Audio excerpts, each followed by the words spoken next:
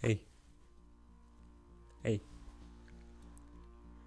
Yeah, you were dozing off there a bit, friend, but we have a safe place now, at least safe enough, and we should get on to study of the second chapter before people come. This flat is kind of smelly though.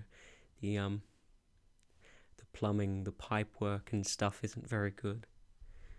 But I guess we're in a dystopian future, so deal with it as you will. It's time to get into the book. Chapter 2. As he put his hand to the doorknob, Winston saw that he had left the diary open on the table. Down with Big Brother was written all over it in letters almost big enough to be legible across the room. It was an inconceivably stupid thing to have done. But he realized even in his panic he had not wanted to smudge the creamy paper by shutting the book while the ink was wet. He drew his breath and opened the door. Instantly a warm wave of relief flowed through him. A colorless, crushed-looking woman with wispy hair and a lined face was standing outside. "Oh, comrade," she began in a dreary, whining sort of voice, "I thought I heard you come in. Do you think you could come across and have a look at our kitchen sink? It's got blocked up and—" It was Miss Parsons, the wife of a neighbour on the same floor. Mrs. was a word somewhat discountenanced by the party. You were supposed to call everyone comrade. But with some women, one used it instinctively.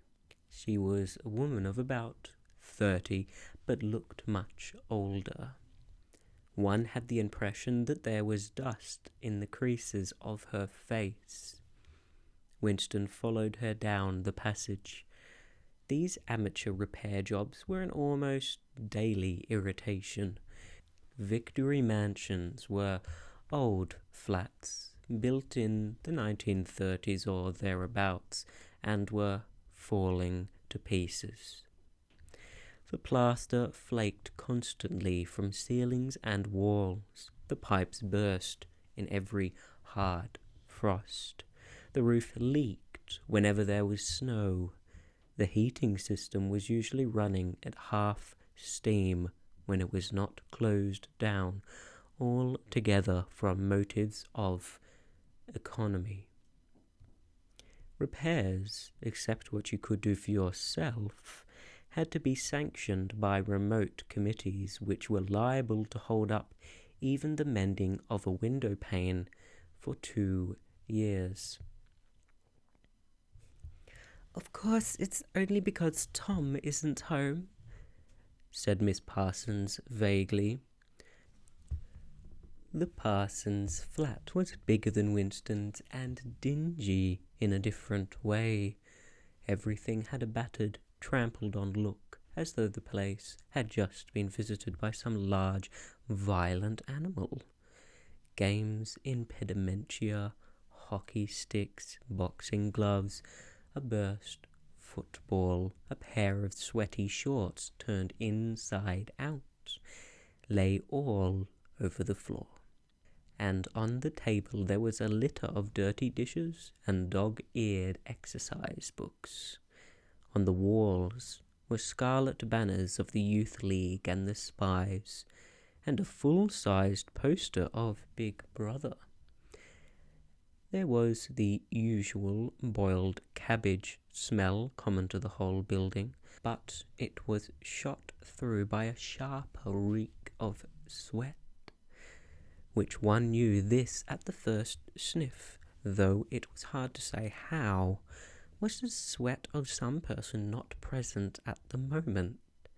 In another room, someone with a comb and a piece of toilet paper was trying to keep tune with the military music, which was still issuing from the telescreen. "It's the children," said Mrs. Parsons, casting a half-apprehensive glance at the door. "They haven't been out today. And of course—" She had a habit of breaking off her sentence in the middle. The kitchen sink was nearly full to the brim with filthy greenish water, which smelt worse than ever of cabbage.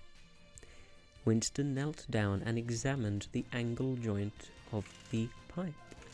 He hated using his hands, and he hated bending down, which was always liable to start him coughing. Miss Parsons looked on helplessly. "Of course, if Tom was home, he'd put it right in a moment," she said. "He loves anything like that. He's ever so good with his hands, Tom is." Parsons was Winston's fellow employee at the Ministry of Truth.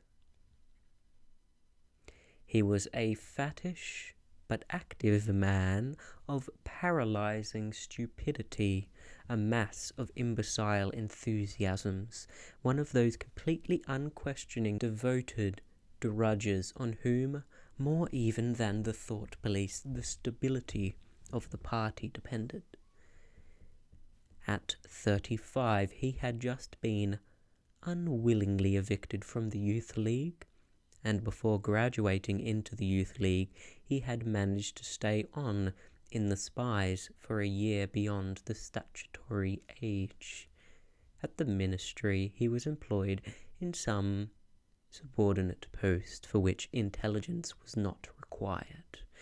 But on the other hand, he was a leading figure on the sports committee and all the other committees engaged in community hikes, spontaneous demonstrations, saving campaigns, and voluntary activities generally. He would inform you with quiet pride, between whiffs of his pipe, that he had put in an appearance at the community centre every evening for the past 4 years. An overpowering smell of sweat, a sort of unconscious testimony to the strenuousness of his life, followed him about wherever he went, and even remained behind him after he had gone. "Have you got a spanner?" said Winston, fiddling with the nut on the angle joint. "A spanner," said Mrs. Parsons, immediately becoming invertebrate. "I don't know. I'm not sure. Perhaps the children." There was a trampling of boots, another blast on the comb, as the children charged into the living room. Miss Parsons brought the spanner. Winston let out the water and disgustedly removed the clot of human hair that had blocked up the pipe. He cleaned his fingers as best he could in the cold water from the tap and went back into the other room. "Up with your hands," yelled a savage voice. A handsome, tough-looking boy of 9 popped up from behind the table and was menacing him with a toy automatic pistol, while his small sister, about 2 years younger, made the same gesture with a fragment of wood. Both of them were dressed in the blue shorts, grey shirts, and red neckerchiefs, which were the uniform of the Spies. Winston raised his hands above his head, but with an uneasy feeling, so vicious was the boy's demeanour that it was not altogether a game. "You're a traitor," yelled the boy. "You're a thought criminal. You're a Eurasian spy. I'll shoot you. I'll vaporize you.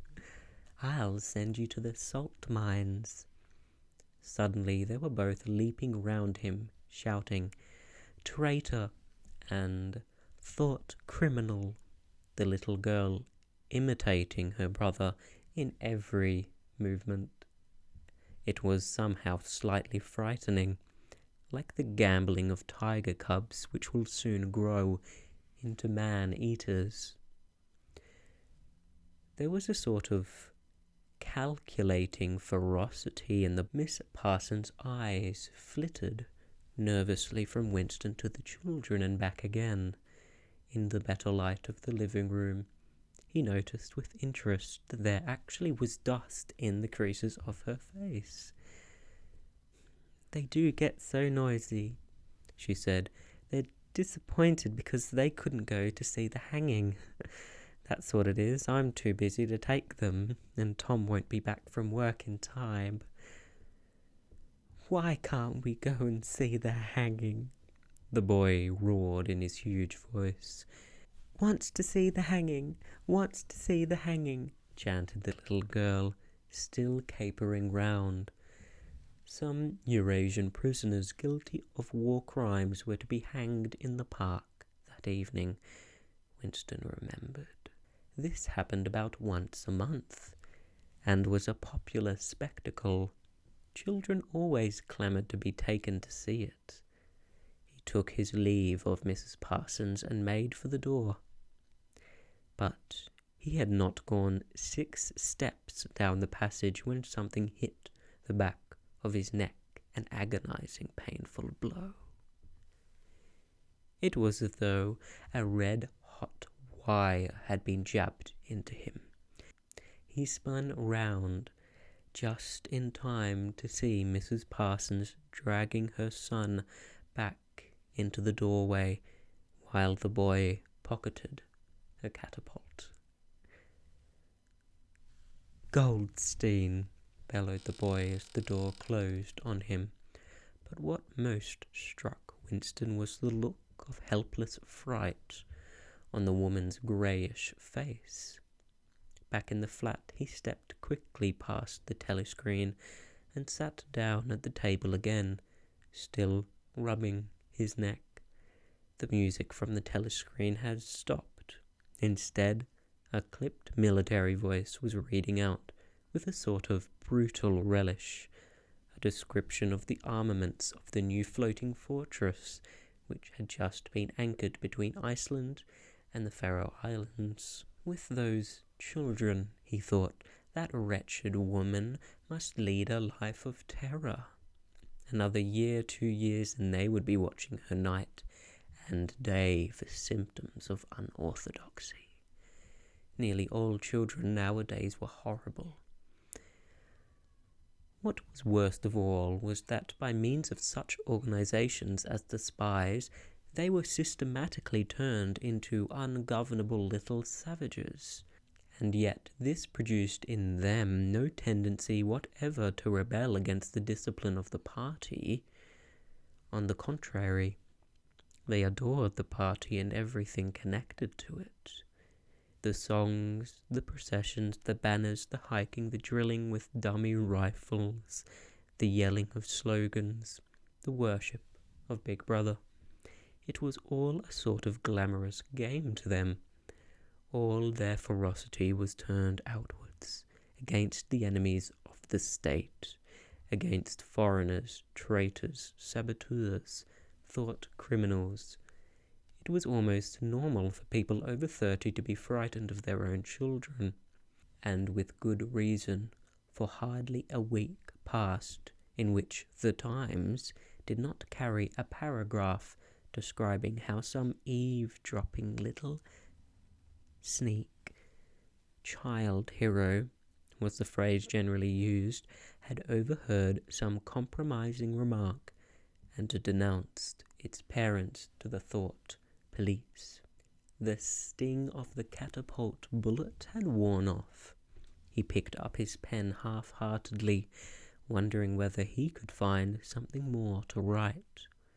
In the diary, suddenly he began thinking of O'Brien again. Years ago. How long was it?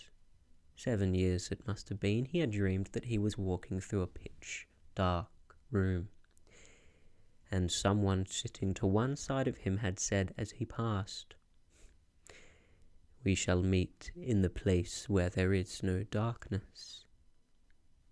It was said very quietly, almost casually, a statement, not a command. He had walked on without pausing. What was curious was that at the time, in the dream, the words had not made much impression on him.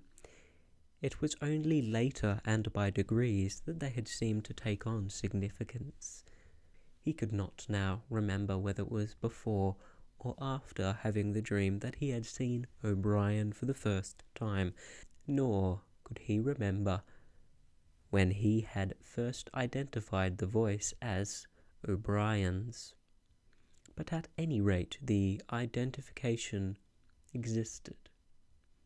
It was O'Brien who had spoken to him out of the dark.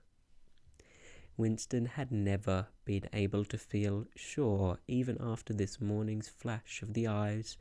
It was still impossible to be sure whether O'Brien was a friend or an enemy, nor did it even seem to matter greatly. There was a link of understanding between them, more important than affection or partisanship. "We shall meet in the place where there is no darkness," he had said. Winston did not know what it meant, only that in some way or another it would come true. The voice from the telescreen paused. A trumpet call, clear and beautiful, floated into the stagnant air. The voice continued raspingly. "Attention, your attention please. A news flash has this moment arrived from the Malabar front. Our forces in the South India won a glorious victory. I am authorized to say that the action we are now reporting may well bring war within measurable distance of its end. Here is the news flash." Bad news coming, thought Winston. And sure enough, following on a gory description of the annihilation of the Eurasian army, with stupendous figures of killed and prisoners, came the announcement that, as from next week, the chocolate ration would be reduced from 30 grams to 20. Winston belched again. The gin was wearing off, leaving a deflated feeling.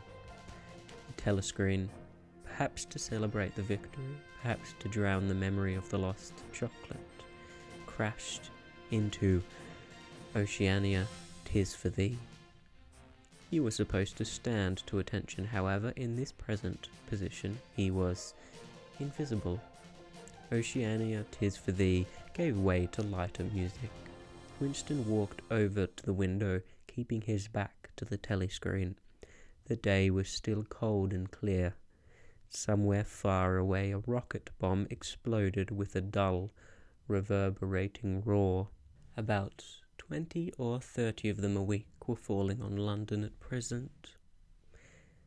Down in the street the wind flapped the torn poster to and fro, and the word "INSOC" fitfully appeared and vanished. INSOC, the sacred principles of INSOC, newspeak, double think, the mutability of the past. He felt as though he were wandering in the forests of the sea bottom, lost in a monstrous world where he himself was the monster. He was alone.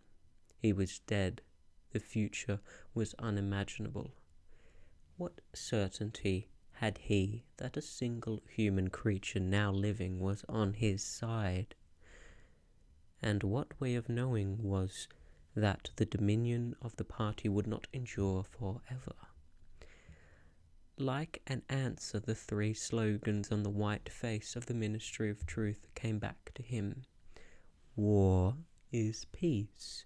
Freedom is slavery. Ignorance is strength. He took a 25-cent piece out of his pocket. There too, in the tiny clear lettering, the same slogans were inscribed, and on the other face of the coin the head of Big Brother. Even from the coin the eyes pursued you. On coins, on stamps, on covers of books, on banners, on posters, and on the wrappings of a cigarette packet, everywhere. Always the eyes watching you, and the voice enveloping you. Asleep or awake, working or eating, indoors or outdoors, in the bath or in bed. No escape. Nothing was your own except a few cubic centimeters inside your skull. The sun had shifted around, and the myriad windows of the Ministry of Truth with the light no longer shining on.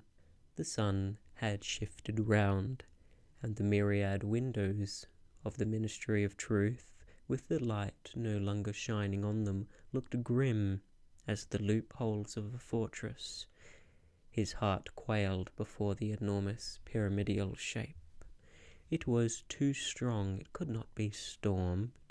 1,000 rocket bombs would not batter it down. He wondered again for whom he was writing the diary. For the future? For the past? For an age that might be imaginary? And in front of him there lay not death but annihilation. The diary would be reduced to ashes and himself to vapor. Only the thought police would read what he had written before they wiped it out of existence and out of memory. How could you make appeal to the future when not a trace of you, not even an anonymous word scribbled on a piece of paper, could physically survive? The telescreen struck 14. He must leave in 10 minutes. He had to be back at work by 14:30.